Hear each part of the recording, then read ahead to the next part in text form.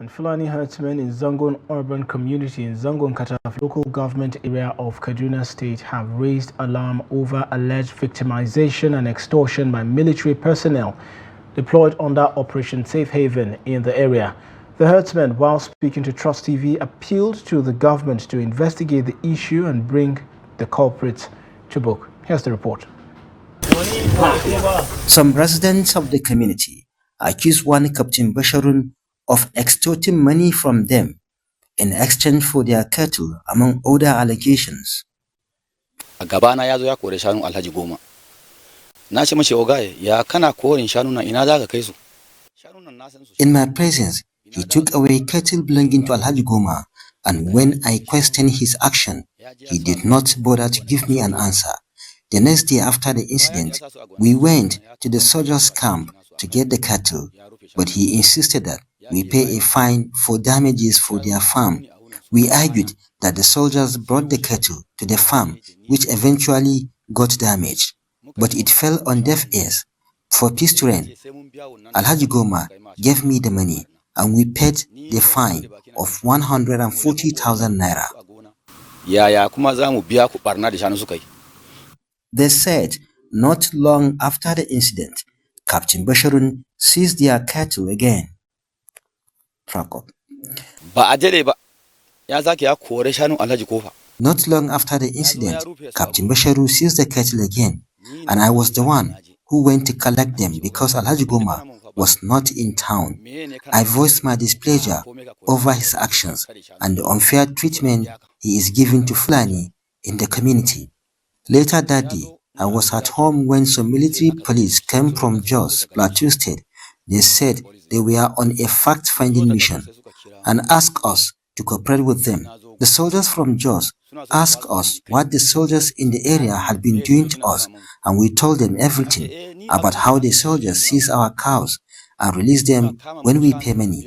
After we told them everything, they asked us to follow them to a soldiers' camp, where we repeated the same thing in front of the soldier in question. After they left, the officer threatened that he would deal with me and Alhaji Goma. According to them, on 10th September 2024, the soldiers fired some shots into the air that led to the set ablaze some houses in Kakwa village.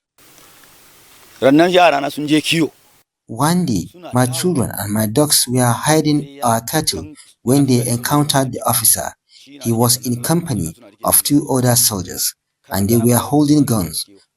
One of the soldiers shot in the direction of my children. The bullet barely passed my son and hit one of my dogs. Out of fear, I called one colonel I know from Jos and explained to him what happened, and he asked us that I send a video of the dog, which I did, and he sent it to the commander in Kafanchan. After that, I don't know what transpired between the captain and the commander in Kafanchan. On the 10th September 2024, the soldiers fired some shots in the air, and the next thing we saw was that houses were set ablaze in Kakwa village.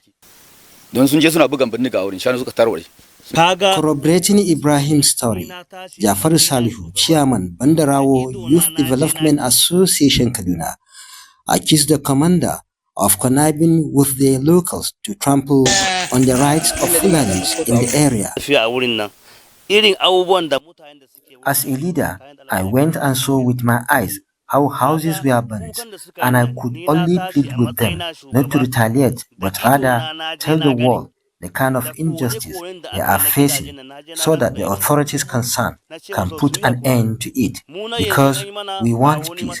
If not, if something bad happens, it will be said that the Fulani have attacked people, and we do not want that.